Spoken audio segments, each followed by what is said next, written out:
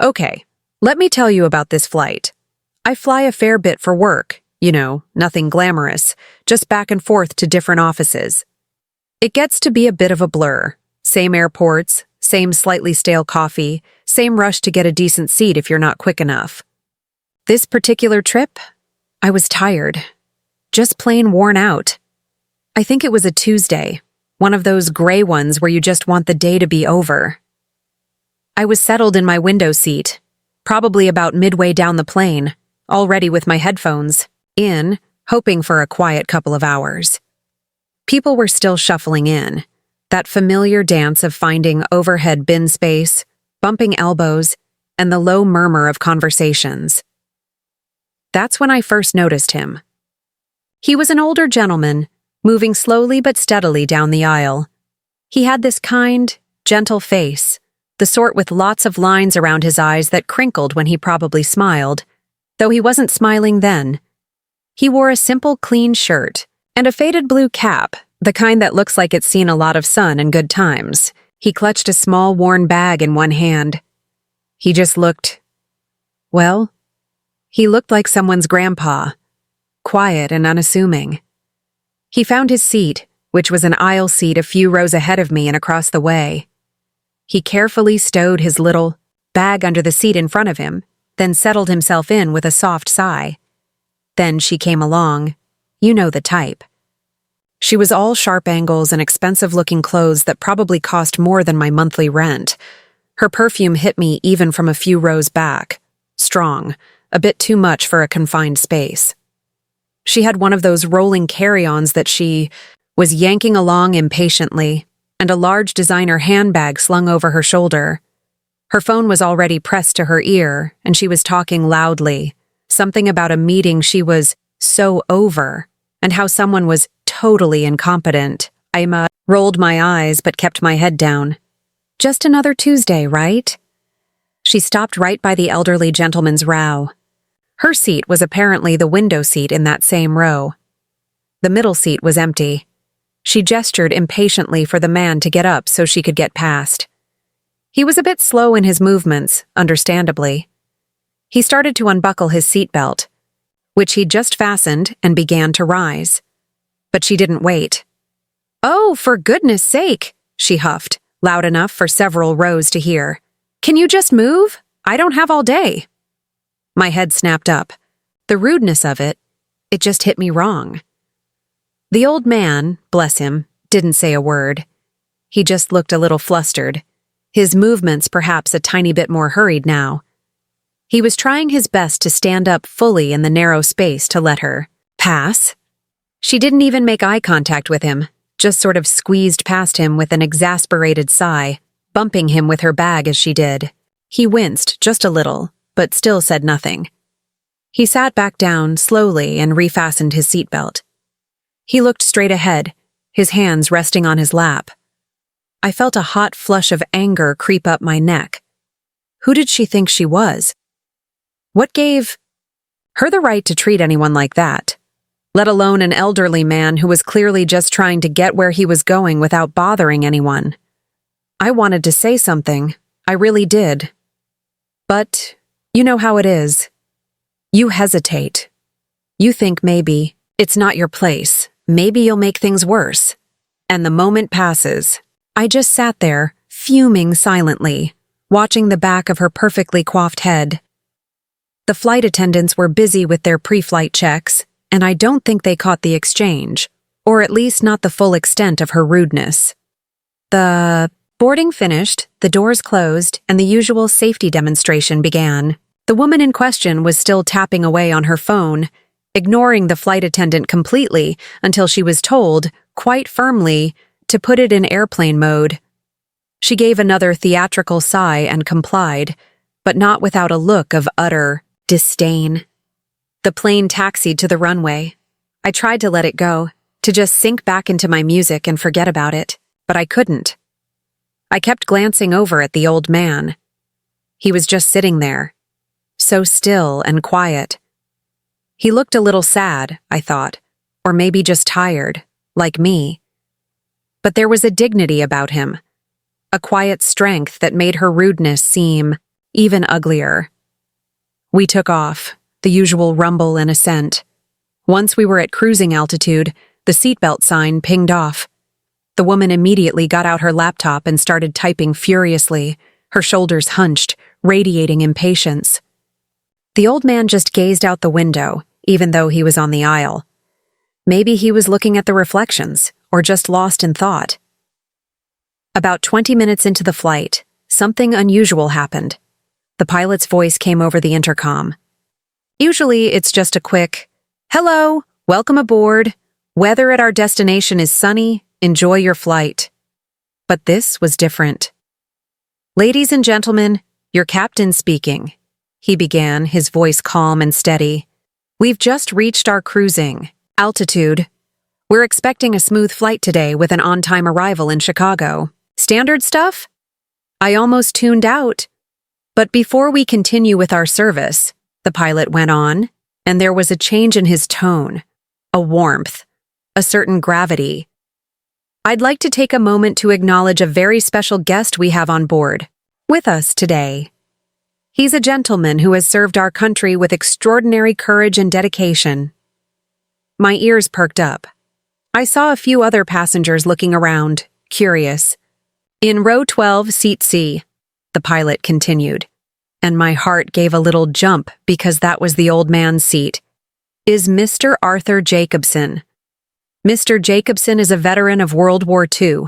He served as a medic in the U.S. Army, landing on the beaches of Normandy and tending to the wounded under unimaginable conditions." A hush fell over the cabin. I mean, a complete pin-drop silence. I looked over at Mr. Jacobson. He seemed a little surprised, a faint blush rising on his cheeks. He looked down at his hands, almost shyly. The woman next to him, the rude one, had stopped typing. Her head was turned slightly towards him, her expression unreadable at first. The pilot wasn't finished. He was awarded several medals for his bravery, including the Bronze Star for heroism in a combat zone. After the war, he continued to serve his community as a doctor for over 40 years, delivering babies, mending bones, and saving lives right up until his retirement. My breath caught in my throat. This quiet, unassuming man, the one who had been so rudely dismissed, was a hero, a real honest-to-goodness hero. "It has come to my attention," the pilot said, and now his voice was firm, almost stern, "that Mr. Jacobson was not treated with the respect he deserves during boarding today. That is not how we, as an airline, or as fellow citizens, should treat those who have given so much for us. Oh, my God." My eyes darted to the woman. Her face was flaming red. She looked like she wanted the earth to swallow her whole. She was staring straight ahead, but I could see the tips of her ears burning. "So," the pilot continued, his voice softening again, "I'm going to do something a little out of the ordinary. I'm going to stop the aircraft for a moment." "Stop the aircraft? In midair?" I mean, I knew he didn't mean stop, but it sounded dramatic. What he meant was, he was pausing whatever automated flight path we were on. "I've asked my first officer to take the controls. I'm coming back into the cabin. Because, Mr. Jacobson, sir, it would be my distinct honor to personally thank you for your service and to salute you." There was a collective gasp, then a ripple of murmurs, quickly hushed. I felt tears welling up in my eyes. This was incredible.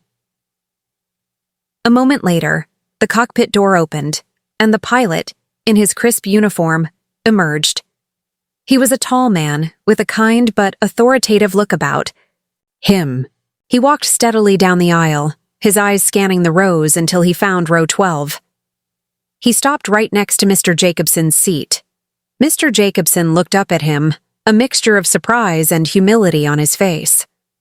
The pilot stood tall, then executed a sharp, perfect salute. "Mr. Jacobson," he said, his voice clear and strong, filling the quiet cabin. "On behalf of myself, my crew, and I'm sure everyone on this flight, thank you for your service, sir. Thank you for everything you've done for our country and for the world." Mr. Jacobson, his eyes now shining, slowly, a little shakily, raised his hand and returned the salute. It wasn't as crisp as the pilot's, but it was filled with a dignity that brought a lump to my throat. "Thank you, Captain," he said, his voice a little hoarse. That's very kind of you." And then, something amazing happened. Spontaneously, passengers started to clap. It started with a few people, then spread through the entire cabin. A wave of applause, genuine and heartfelt. People were smiling. Some were dabbing their eyes. I know I was. It was one of those moments, you know? One of those moments that just restores your faith in humanity a little bit. The pilot smiled, shook Mr. Jacobson's hand warmly, said a few more quiet words to him, and then turned to address the cabin. "Thank you, ladies and gentlemen. We'll be resuming our flight momentarily. And let's all remember to treat each other with a little more kindness and respect. You never know who you're sitting next to." With another nod to Mr. Jacobson, the pilot headed back to the cockpit. The applause died down, but the atmosphere on the plane had completely changed. It was like a heavy blanket had been lifted. People were looking at Mr. Jacobson with such warmth and admiration. And the woman? The rude one? She was still bright red. She didn't look at Mr. Jacobson. She didn't look at anyone. She just stared at her blank laptop screen, her shoulders slumped. I almost felt sorry for her. Almost.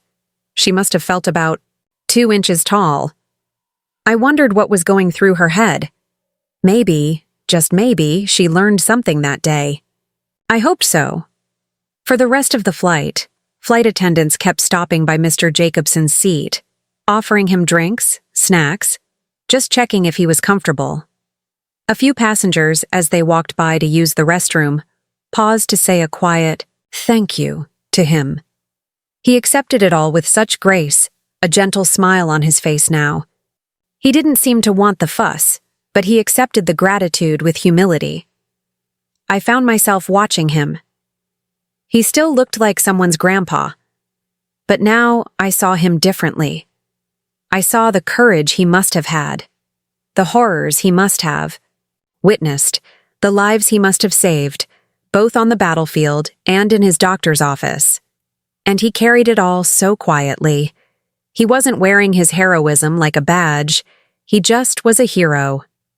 I thought about my own grandfather. He'd fought in Korea. He never talked about it much, but I knew it had marked him. I wished I'd asked him more questions, told him more often how much I appreciated him. This whole experience made me think about all the quiet heroes walking among us, people with incredible stories hidden beneath ordinary exteriors. When the flight began its descent, the woman next to Mr. Jacobson still hadn't said a word to him. She packed up her laptop slowly, avoiding any eye contact. I wondered if she would apologize. Part of me hoped she would, for her own sake as much as his. We landed smoothly. As we taxied to the gate, the pilot came on the intercom again. "Ladies and gentlemen, we've arrived in Chicago. On behalf of the entire crew, I'd like to thank you for flying with us. And once again, a special thank you to Mr. Arthur Jacobson. It was an honor to have you on board, sir." Another ripple of applause, softer this time, but just as warm. When the seatbelt sign went off, people started to stand and get their bags. There was none of the usual frantic rush. People seemed more patient, more considerate. Several passengers made a point of letting Mr. Jacobson get his small bag and step into the aisle before they moved. As he made his way slowly towards the front of the plane, people nodded at him respectfully. Some reached out to pat his arm. He smiled, a little tired now, but his eyes were bright. And the woman? She waited until almost everyone in her section had disembarked before she got up. She didn't look at anyone. She just grabbed her expensive bag and her roller case and hurried off the plane, her face still set in a tight, uncomfortable expression. No apology. I felt a little disappointed by that. But then I thought, well, maybe her silence and her obvious shame were their own kind of reckoning. I got off the plane feeling different than when I'd boarded. The tiredness was still there, but it was mixed with something else, a sense of warmth, of connection. It was a reminder that even in the middle of a routine, ordinary day, something extraordinary can happen. A reminder of the debt we owe to people like Mr. Jacobson. A reminder that a little bit of kindness or a little bit of rudeness can ripple out and affect more people than we realize. I saw Mr. Jacobson again in the terminal, waiting near the baggage claim. He was standing patiently, his faded blue cap still on his head. A young woman, probably his granddaughter, rushed up to him and gave him a big hug.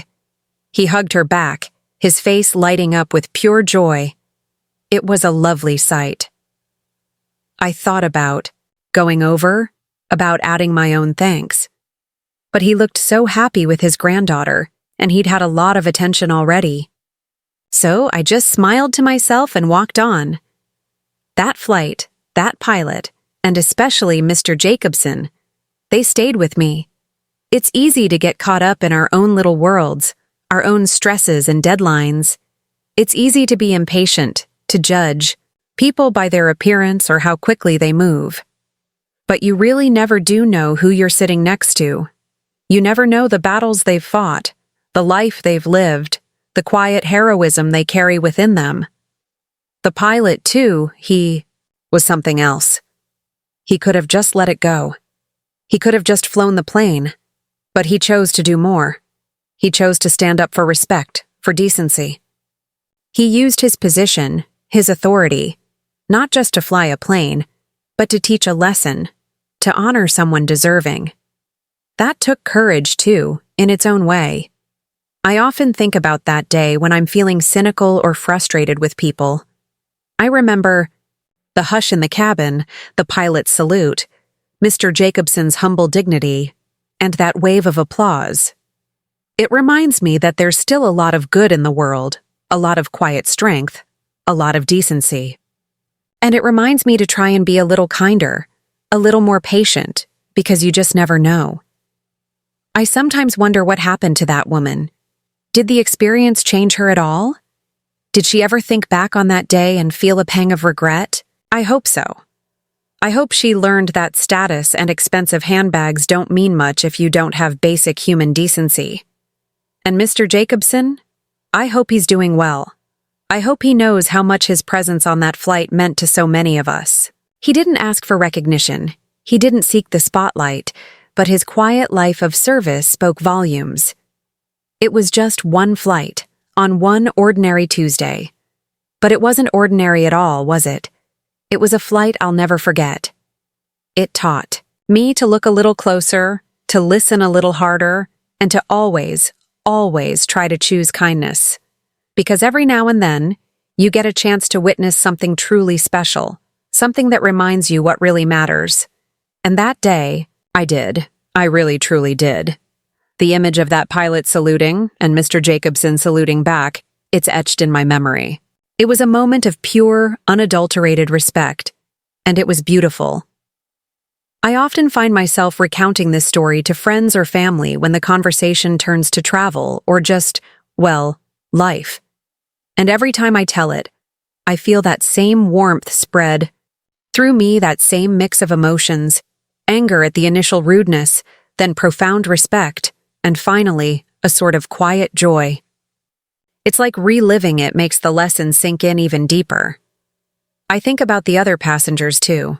We were all strangers on that plane, each with our own destinations, our own worries, our own lives. But for a little while, we were united. United in our admiration for Mr. Jacobson, united in our disapproval of the woman's behavior, and united in that shared moment of humanity when the pilot made his stand. It was a reminder that community can spring up in the most unexpected places, even thousands of feet in the air. After that flight, I started paying more attention to the elderly people I encounter. I try to offer a smile, a helping hand if it looks like they need one. I think about what stories they might carry.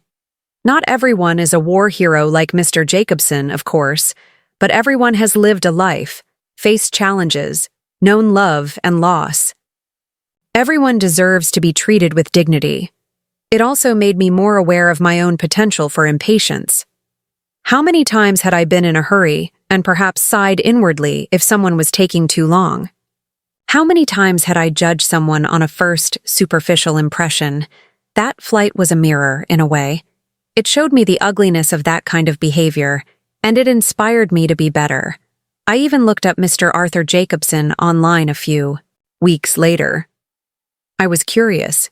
And yes, there were mentions of a Dr. Arthur Jacobson from a small town, a WWII veteran, much loved by his community. There were old newspaper clippings about his practice, about local events he'd been part of. It just confirmed everything the pilot had said. He was the real deal. A man who had dedicated his entire life to serving others, first in war, then in peace. The pilot's actions also resonated with me deeply. In a world where people often prefer to look the other way, to not get involved, he chose to speak up. He used his platform, quite literally, to make a point about respect and honor. It was a leadership moment, not just a piloting one. It made me think about the small ways I could use my own voice, in my own sphere of influence, to stand up for what's right. The whole incident probably lasted no more than 10 or 15 minutes out of a multi-hour flight.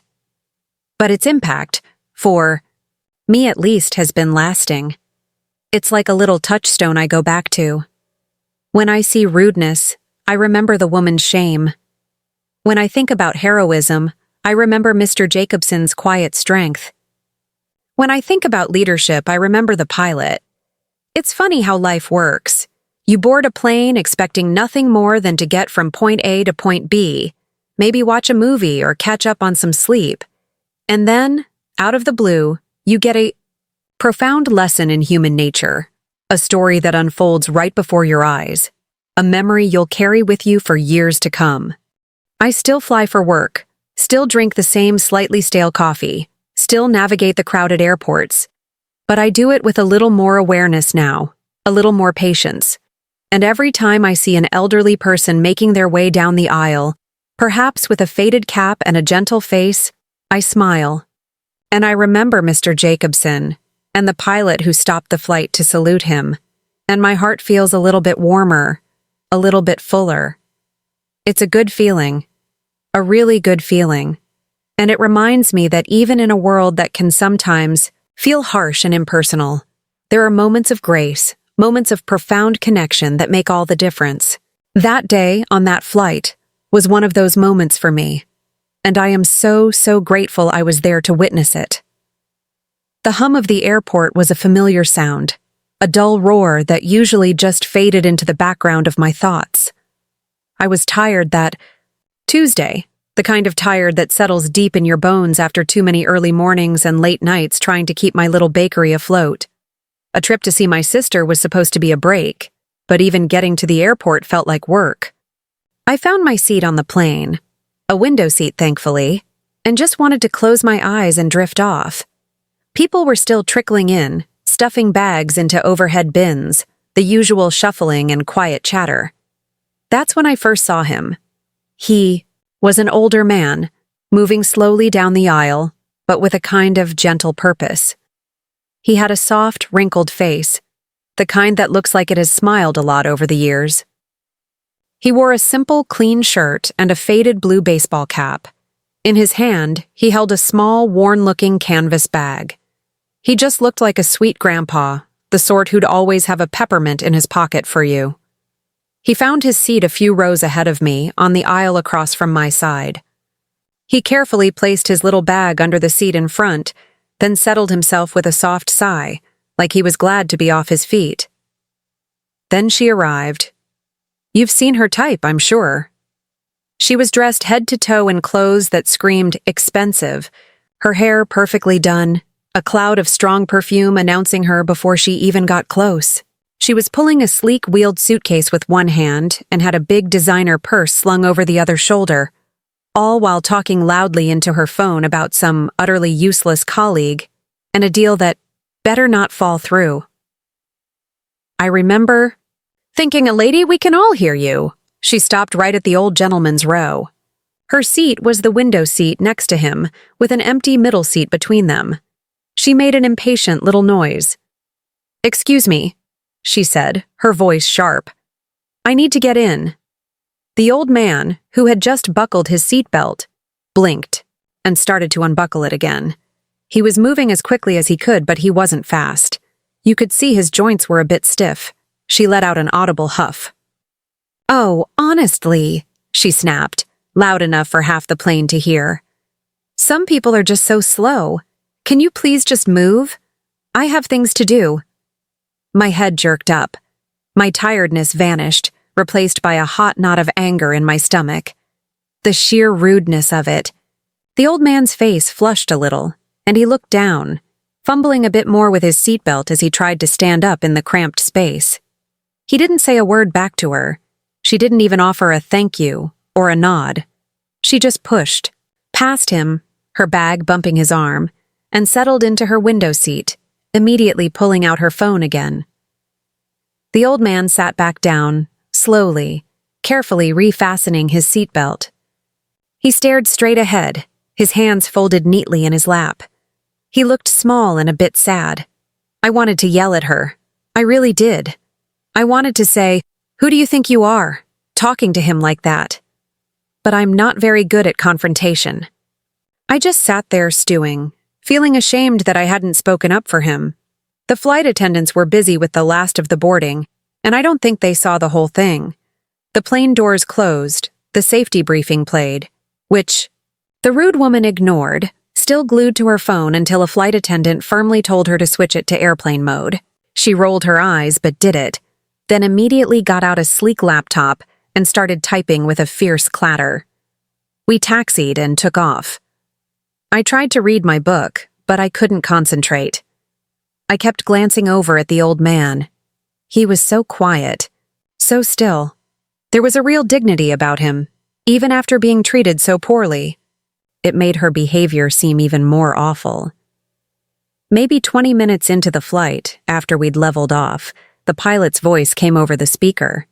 It started like the usual announcement. "Good morning, folks. This is your captain speaking. We're at our cruising altitude of 35,000 feet. Weather ahead is looking good. Expecting an on-time arrival in Denver." I was about to tune out, maybe try to nap. But today, the pilot continued, and his voice changed. It sounded warmer, more serious. "I'd like to take a moment. We have a very distinguished passenger on board with us this morning. A true American. Hero." I sat up a bit straighter. Other people around me were looking up, curious. "In row 12, seat C," the pilot said, and my heart did a little flip because that was the old man's seat, "is Mr. Arthur Jacobson. Mr. Jacobson is a veteran of the Second World War." A complete hush fell over the cabin. You could have heard a pin drop. I looked at Mr. Jacobson. He seemed startled, a little blush creeping up his neck. He looked down at his hands, almost like he was embarrassed. The rude woman next to him had stopped her furious typing. Her head was slightly turned, and she looked like she'd been slapped. The pilot's voice continued, filled with respect. Mr. Jacobson served as a combat medic with the Army. He landed on Omaha Beach during the D-Day invasion. He was there in the thick of it, risking his own life to save his wounded comrades under the most horrific conditions imaginable. Tears pricked at my eyes. Omaha Beach. I'd read about it, seen the movies, the sheer bravery it must have taken. And this quiet man, with his faded blue cap, he had been there. He was awarded the Bronze Star for his valor, the pilot went on, and the Purple Heart. After the war, he came home and became a family doctor in his small town, delivering babies, setting broken bones, and caring for his community for over 50 years before he retired. I couldn't help it. A tear slipped down my cheek. This gentle soul, who had just been dismissed so cruelly, had lived a life of such courage and service. Then the pilot's voice took on a sterner edge. "It has been brought to my attention that Mr. Jacobson was not shown the courtesy and respect he so profoundly deserves during our boarding process earlier. That is not acceptable on my aircraft, and it's not how we should treat our veterans, or indeed anyone who has given so much. My eyes shot to the woman. Her face was bright crimson. She was staring rigidly at her blank laptop screen, looking like she wanted the floor to open up and swallow her. I almost felt a tiny bit of pity for her. But mostly I felt a grim satisfaction that her nastiness was being called out. "So," the pilot said, his voice gentle again, "I'm going to halt our progress for just a moment. My first officer has the controls. I'm coming back into the cabin. Mr. Jacobson, sir, it would be my distinct privilege to come and personally thank you for your service and to offer you a salute." There was a soft gasp from a few passengers, me included. This was extraordinary. A minute later, the cockpit door opened, and out stepped the pilot. He was a man who looked like he was born to wear a uniform, tall, composed, with kind eyes but a no-nonsense set to his jaw. He walked down the aisle, his gaze searching, until he reached row 12. He stopped right beside Mr. Jacobson. The old man looked up, his eyes wide with surprise, and maybe a little bit of moisture in them too. The pilot stood straight and proud. Then, he raised his hand in a crisp, perfect military salute. "Mr. Jacobson," he said, his voice clear and carrying through the silent cabin. "On behalf of my entire crew, and I am certain every single person on this flight, I want to thank you. Thank you for your incredible service to our country, sir. We are honored to have you with us." Mr. Jacobson's eyes were definitely shining now. Slowly, with a little bit of a tremor in his hand, he raised it to his forehead and returned the salute. It wasn't as sharp as the pilot's. His body was older, frailer, but it was filled with a lifetime of dignity. "Thank you, Captain," he said, his voice thick with emotion. That's mighty kind of you. Mighty kind." And then, it started. A few people began to clap, then a few more. And within seconds, the entire plane erupted in applause. It wasn't polite clapping. It was loud, heartfelt, sustained applause. People were smiling. Some were wiping their eyes. I know I was openly crying by then, just overwhelmed by it all. It was one of the most beautiful, spontaneous outpourings of respect I had ever witnessed. The pilot smiled, a genuine warm smile. He reached down and shook Mr. Jacobson's hand firmly. He said a few more quiet words to him, then turned to the rest of us. "Thank you, ladies and gentlemen. We'll get back on our way now. And let's all try to remember to extend a little more kindness and respect to one another. You truly never know the story of the person sitting beside you." With a final nod to Mr. Jacobson, the pilot turned and walked back to the cockpit. The applause slowly faded, but the feeling in the cabin was completely transformed. It was like the air itself was warmer, lighter. People were looking at Mr. Jacobson with such open admiration and kindness. And the woman? The rude one? She stayed frozen in her seat, her face still burning red. She didn't look at Mr. Jacobson. She didn't look at anyone. She just stared at her dark laptop screen. I wondered if she was capable of feeling shame. I truly hoped so. Perhaps this was a lesson she'd never forget. For the rest of the flight, a quiet stream of passengers and flight attendants made their way to Mr. Jacobson's seat. Some just wanted to shake his hand to say, "Thank you." He accepted their gratitude with a gentle modesty, a soft smile on his lips. He didn't seem to want all the fuss, but he received it with grace. He shared a few quiet words with some, and you could see the light in his eyes. I found myself just watching him, this unassuming man who carried such an extraordinary history. He was a living piece of history, a testament to courage and resilience. And he'd been right there, a few feet away, and I, like most others, hadn't had a clue. The incident made me think about my own grandfather, who'd served in Vietnam. He rarely spoke of it, and I realized I'd never truly understood the depth of what he might have experienced. I made a mental note to call him as soon as we landed, just to tell him I loved him and was thinking of him. When we began our descent into Denver, the woman next to Mr. Jacobson finally stirred. She packed up her laptop very slowly, very deliberately, never once making eye contact with the man beside her. I kept waiting for her to say something, an apology, a word of acknowledgement. But she didn't. She remained silent, her face a mask of what looked like uncomfortable, tight-lipped embarrassment. As we taxied to the gate, the pilot came on the intercom one last time. "Folks, we've arrived at Denver International. It's been a pleasure flying with you today. And once again, a very special thank you to Mr. Arthur Jacobson. It was a true honor, sir." Another round of applause, gentler this time, but just as sincere. When the seatbelt sign turned off, there wasn't the usual mad dash for the overhead bins. People were more considerate. Many made a point of gesturing for Mr. Jacobson to go ahead, to let him get his small bag and step into the aisle. As he made his way off the plane, people nodded to him, smiled. A few reached out to gently pat his arm. He acknowledged them all with a quiet nod and that same sweet, humble smile. The rude woman waited until nearly everyone else in her section had deplaned. Then she grabbed her expensive luggage and practically scurried off the plane, her head down, avoiding all eye contact. No apology.